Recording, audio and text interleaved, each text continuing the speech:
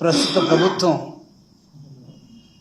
Fee reimbursement doctor YS Rajasekhara Reddy గారు ప్రారంభించిన స్కీమ్ని టోటల్గా తొంగలో తొక్కి ఆయన ఆశయాలకి ఆలోచనలకి పాతరేసినటువంటి విధానం కనబడుతూ ఉంది. ది రీజన్ బిహైండ్ ఇట్, మీకు ఈ రాష్ట్ర రాజకీయాలతో పరిచయం ఉన్నట్లయితే 2004కు పూర్వం ఉన్నటువంటి ప్రభుత్వం, ఆ ప్రభుత్వంలో ఏర్పడినటువంటి విపరీతమైనటువంటి కరువు రైతులు కానీ విద్యార్థులు కానీ మొత్తం నష్టపోయి, విద్యార్థులు బడులు వదిలేసి ఫీజులు కట్టలేక, రైతులు వ్యవసాయానికి అసలు ఎలాంటి గిట్టుబాటు రానటువంటి నేపథ్యంలో, వర్షాలు లేక, ఎండలు, చంద్రబాబు నాయుడు అంటేనే వర్షం కురవదు, రాష్ట్రం అంతా ఎడారిగా మారిపోతున్నది. ఈ రాష్ట్రాన్ని ఒక దిశ వైపు నడిపించాలంటే, ఈ రాష్ట్రంలో ప్రధానంగా విద్యను కానీ రైతులను కానీ బాగా చూసుకోవాలంటే ఖచ్చితంగా ప్రభుత్వం మారాల్సిన అవసరం ఉంది, ఈ ప్రభుత్వం పట్టించుకోవట్లేదని అప్పటి నాయకుడిగా ఉన్నటువంటి రాజశేఖర రెడ్డి గారు పాదయాత్ర రాష్ట్రం అంతా కంబైన్డ్ రాష్ట్రం చేసిన విధానం మీకు తెలుసు. తద్వారా ఏర్పడినటువంటి ప్రజలు ఎన్నుకున్నటువంటి ముఖ్యమంత్రిగా వచ్చినటువంటి రాజశేఖర రెడ్డి గారు, ఆయన మొట్టమొదటి సంతకం రైతులకి ఉచిత కరెంటు మీద కాకుండా, రెండవ సంతకంగా ఈ రాష్ట్రంలో విద్యార్థులు చదువుకు దూరం అయిపోతూ ఉన్నారు, రైతన్నలుగా పేదలుగా ఉన్నటువంటి వాళ్ళ పిల్లల్ని వాళ్ళు చదివించలేక, ఫీజులు కట్టలేక, బడుల్లో ఉండాల్సిన పిల్లలు పొలాల్లో ఉండటమో లేకపోతే హోటల్లో ఉండటమో, పనులు చేసుకుంటూ లేదా కార్ఖానాల్లో కూలీలకు వెళ్ళడం, ఈ విధంగా ఉండటం సరైన పద్ధతి కాదని విద్యకి ప్రాధాన్యతనిస్తూ ఈ దేశంలో మొట్టమొదటిసారిగా ఫీజు రీయింబర్స్మెంట్ అనే ఒక స్కీమ్ని భారతదేశం మొత్తానికి పరిచయం చేసినటువంటి ఒక ముఖ్యమంత్రిగా రాజశేఖర రెడ్డి గారి చరిత్రలో మిగిలిపోతాడు. ఇది బ్యాక్గ్రౌండ్ మాత్రమే. ఆయన పరిపాలన, ఆయన పాలనలో ఏర్పడినటువంటి అనేకమైన విద్యా సంస్థలు, లెక్కలేనన్ని ఇంజనీరింగ్ కాలేజెస్, లెక్కలేనన్ని technical colleges, medical colleges, ITI colleges, వాటితో పాటు మిగతా కోర్సెస్ మొత్తం మీద వచ్చినటువంటి ఒక విద్యా విప్లవం ప్రారంభమైంది ఆ రోజు. తద్వారా అతి తక్కువ కాలంలోనే రాజశేఖర రెడ్డి గారి ద్వారా ఏర్పడినటువంటి విద్యార్థులు మొత్తం ప్రపంచవ్యాప్తంగా ఐటీ విప్లవం ఒకటి వస్తే, ఆ ఐటీ విప్లవం ద్వారా ప్రపంచవ్యాప్తంగా ఆంధ్రప్రదేశ్కు సంబంధించినటువంటి విద్యార్థులు ఆ ఐటీలో భాగమై, ఎక్కడో విలేజ్లో మారుమూల ప్రాంతాల్లో ఉన్న వాళ్ళు కూడా రష్యా, చైనా, జర్మనీ, అదేవిధంగా అమెరికా, ఈ విధంగా అభివృద్ధి చెందిన దేశాల మొత్తంలో ఐటీ ఉద్యోగులుగా మారినటువంటి విధానం తెలుసు. దాని కొనసాగింపు రాజశేఖర రెడ్డి గారి మరణానంతరం దురదృష్టవశాత్తు జరిగినటువంటి ఒక ఘటన. ఆ తర్వాత వచ్చినటువంటి ప్రభుత్వాలు ఆయన ప్రారంభించినటువంటి స్కీముల మొత్తాన్ని కూడా తొంగలో తొక్కేశాయి. అది ఆనాటి తర్వాత వచ్చినటువంటి కాంగ్రెస్ ప్రభుత్వంలో భాగంగా ఉన్నటువంటి రోసయ్య గారు కానీ, కిరణ్ కుమార్ రెడ్డి గారు కానీ, వాళ్ళిద్దరికీ వ్యతిరేకంగా మా ఫీజు రీయింబర్స్మెంట్ మాకు ఇవ్వండి, మా పిల్లలకి చదువు కావాలి, వాళ్ళు కాలేజీలకు వెళితే ఫీజు కట్టమని అడుగుతూ ఉన్నారు. గతంలో రాజశేఖర రెడ్డి గారు కాలేజీల యాజమాన్యాలకే ఫీజు కట్టేవాడు. ఆ విధంగా కోట్లాది మందిని మేము తయారు చేసుకున్నాం మా పిల్లల్ని. ఇప్పుడు వాళ్ళకి ఫీజులు లేక ఇబ్బంది పడుతున్నారని ఇందిరా పార్కు దగ్గర హైదరాబాద్లో ధర్నా చేసినటువంటి విధానం కూడా తెలుసు.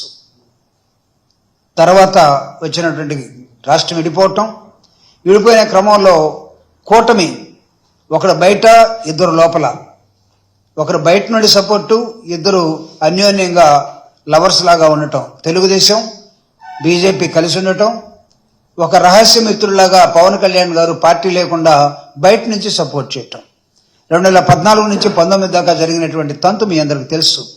రాజశేఖర రెడ్డి గారి ఆలోచనల మొత్తాన్ని కూడా నామరూపాలు లేకుండా చంపేయాలనే ఒకే ఒక విధానం, నినాదం ఈ రాష్ట్రంలో విద్యను దూరం చేశాయి.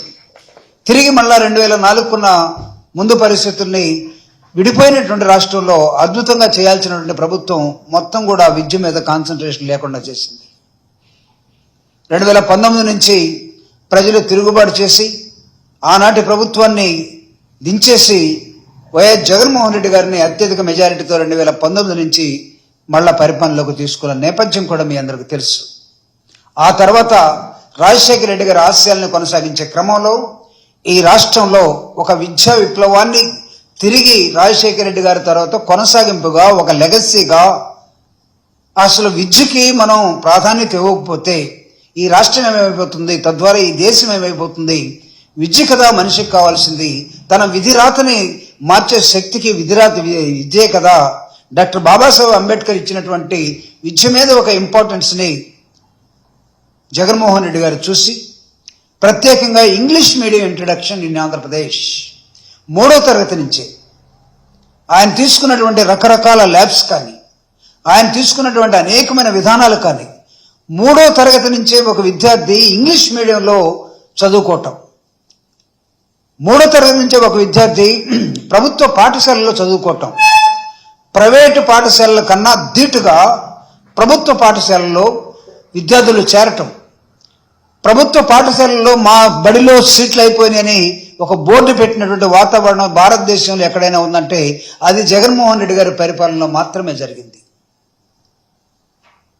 చంద్రబాబు నాయుడు గారు ఎన్ని కుయుక్తులు చేసినా, పేదవాళ్ళు చదువుకోవడానికి వీలు లేదని ప్రభుత్వ పాఠశాలను మూసేసిన, టీచర్లు లేకుండా చేసిన, ఆ మొత్తాన్ని జగన్మోహన్ రెడ్డి గారు ఒక సమూలమైనటువంటి మార్పును తీసుకొచ్చి ఆ విప్లవాన్ని కొనసాగిస్తూ ఆంధ్ర రాష్ట్రంలో చేసినటువంటి విద్య మీద ఖర్చు పెట్టినటువంటి దాదాపు 18,000 కోట్ల రూపాయలు ప్రధానంగా ఒక విద్యా దీవెన, విద్యా కానుక మీద ఆయన పెట్టినటువంటి ఖర్చు. దీన్ని ఈరోజు 6 నెలలుగా వచ్చినటువంటి ప్రభుత్వం, కొత్తగా ప్రభుత్వం వచ్చింది. ఈ కూటమి ప్రభుత్వం మళ్ళా తిరిగి 2004కు ముందున్నటువంటి పరిస్థితుల్లో మొత్తాన్ని కూడా తీసుకెళ్లే క్రమంలో విద్యామంత్రి నిజంగా చదువుకున్నాడా లేదా, లేకపోతే విద్యామంత్రికి ముఖ్యమంత్రిగా ఉన్నటువంటి వ్యక్తి దీన్ని రివ్యూ చేస్తున్నాడా లేదా తెలుసుకోకుండా జగన్మోహన్ రెడ్డి గారు తీసుకొచ్చినటువంటి అనేకమైన ఇంపార్టెంట్ స్కీమ్స్ మొత్తాన్ని కూడా ఎత్తేస్తూ, ఇంగ్లీష్ మీడియం కూడా తీసేస్తూ, జగన్మోహన్ రెడ్డి గారు ఇచ్చినటువంటి ట్యాబుల్ సిస్టమ్ కానీ, యూనిఫామ్ సిస్టమ్ కానీ, గోరుముద్దలు కానీ, పిల్లలకి ఇచ్చినటువంటి వాళ్ళ భవిష్యత్తుని ఒక అద్దం ముందు పెట్టినట్టుగా ఫారిన్ వ్యక్తులతోటి మాట్లాడే విధానంగా చూపించినటువంటి ఒక నేపథ్యాన్ని పిల్లలు తెలుగు మీడియంలో ఉండేటటువంటి హై స్కూల్లో ఉండే పిల్లలు ఇంగ్లీష్ మీడియాన్ని అమెరికన్ యాక్సెంట్లో కానీ, బ్రిటిష్ యాక్సెంట్లో కానీ, జర్మనీ యాక్సెంట్లో కానీ, రష్యన్ యాక్సెంట్లో కానీ మాట్లాడుతుంటే ఆశ్చర్యపోయినటువంటి తల్లిదండ్రులు దీన్ని ఎందుకో ఒక మనిషిని తొక్కినట్టుగా వ్యవస్థను తొక్కే విధానంలోకి ఈ కూటమి ప్రభుత్వం వెళ్ళిపోయింది. మీరేం చదువుకున్నారో మాకు తెలియదు. కూటమిలో భాగస్వామిగా ఉన్నటువంటి 3 పార్టీలు ఒకరు మాట్లాడితే విప్లవాన్ని గురించి మాట్లాడతారు, ఒకరు మాట్లాడితే పోరాటాల గురించి మాట్లాడతారు, ఒకరు మాట్లాడితే హక్కుల గురించి మాట్లాడతారు, మిగతా వాళ్ళిద్దరూ సరిగా మాట్లాడరు. బీజేపీ విధానం ఈ విద్య మీద ఏంటో, ఈ రాష్ట్రంలో ఏం జరుగుతుందో ఒక్కళ్ళు కూడా మాట్లాడటం లేదు, సిగ్గుచేటు. తెలుగుదేశం పార్టీ అయితే ఎంత తొక్కాలంత తొక్కేస్తుంది. జగన్మోహన్ రెడ్డి గారు ఖర్చు పెట్టినటువంటి త్రైమాసికంగా ఇచ్చినటువంటి పిల్లలకి ఫీజులు తల్లుల అకౌంట్లో వేసి కాలేజీ యాజమాన్యానికి తల్లులే ఫీజు కట్టుకున్నట్టుగా, అంటే ప్రభుత్వమే తల్లి తండ్రి రూపంలో వచ్చి, ప్రధానంగా తల్లి రూపంలో ప్రభుత్వం వచ్చి, ప్రభుత్వం తల్లి అకౌంట్లో డబ్బులు వేస్తే తల్లి జాగ్రత్తగా తన బిడ్డల భవిష్యత్తు కోసం కాలేజీకి వెళ్ళి ఫీజు కట్టే ఒక నూతన విధానాన్ని తీసుకొచ్చినటువంటి empowerment of mother, empowerment of parents. Chandrababu Naidu గారిని గతంలో మేమిస్తున్నాం కాదు, మేము తల్లికి ఇస్తున్నాం. తల్లి తిరిగి తన బిడ్డని అనేక రూపాల్లో చూసుకుంటూ ఉన్నది.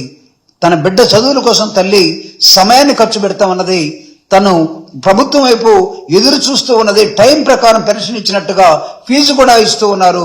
కానీ ఆ ఫీజు 6 నెలలుగా ఈ రాష్ట్రంలో ఫీజులన్నీ ఇవ్వకుండా విద్యార్థులు ఇళ్లకెళ్లి జయపొంగలూరులో, నిన్న ప్రకాశం జిల్లా జయపొంగలూరులో ఒక విద్యార్థి ప్రభుత్వం ఫీజు కట్టలేకపోతే కాలేజీ వాళ్ళు ఫీజు కడితేనే రా, లేకపోతే లేదంటే, ఇంకొక విద్యార్థికి కాలేజ్ అయిపోయింది, నాకు టీసీ ఇవ్వండి బాబు అంటే, లేదు మీ ఫీజు బకాయిలు ఉన్నాయి, ఆ ఫీజు మొత్తం కడితే తప్ప మీకు ఇక్కడ టీసీ ఇవ్వనంటే కూలి పనులకు వెళ్తున్న విధానం.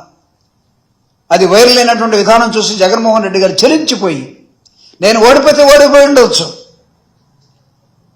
కానీ చదువుకునే విద్యార్థుల మీద కసిగా వాళ్ళ మీద కక్ష కట్టి జగన్మోహన్ రెడ్డి గారు తెచ్చిన మార్పులు మొత్తం ఉండకూడదును, సమూలంగా ఇది శ్మశానంగా మారాలన్న దృక్పథంతో మీరు చేస్తున్న విధానం ఈ రాష్ట్రంలో చదువుకుంటున్న విద్యార్థుల ఆశల మీద నిప్పులు చల్లినట్టుగా కనబడతా ఉంది. మేము అడుగుతున్నాం, పేద విద్యార్థులు ఇంగ్లీష్ మీడియంలో చదువుకోవటానికి వీల్లేదా? పేద విద్యార్థులు ఇంకొకటితోటి కాన్వెంట్ స్కూళ్ళతోటి పోటీ పడటానికి వాళ్ళకి అవకాశం రాకూడదా? ఎన్ని లక్షల మంది విద్యార్థులను మీరు చదువుకు దూరంగా చేస్తారు? మీరు ఈ ప్రభుత్వం జగన్మోహన్ రెడ్డి గారి ప్రభుత్వం కన్నా అద్భుతంగా దీన్ని ఎక్కడికో తీసుకెళ్తా ఉంటున్నారు కదా. చదువుని చంపేసిన తర్వాత, చదువుకునే పిల్లోడు గొంతు నొక్కేసిన తర్వాత, నాలాగా నా పిల్లలు ఉండకూడదని తల్లిదండ్రులు నేను కూలికెళ్తే నా బిడ్డ బడికెళ్ళాలని ఆశతో ఉన్నటువంటి ఆ తల్లి తండ్రి వాళ్ళ గొంతులు పిసికేసిన తర్వాత మీరు ఈ రాష్ట్రాన్ని ఎలా బాగు చేస్తారని ప్రజలు మీరు చెప్తే నమ్ముతారనుకుంటున్నారు? Do you have a real right? Bullshit. మీరు చెప్పే ప్రతిదీ అబద్ధం. 6 నెలలుగా ఈ రాష్ట్రంలో ప్రజల మధ్య ఏం మాట్లాడుకుంటున్నారో మీ గురించి ఒకసారి వినండి. బడికి వెళ్ళే పిల్లల్ని అడగండి, పిల్లల్ని బడికి పంపలేకపోతున్న తల్లిదండ్రులను అడగండి, ఆదుకోలేనండి ప్రభుత్వాన్ని ఎందుకు ఎన్నుకున్నామని సిగ్గుపడుతున్న ఆ విధానాన్ని చూడండి.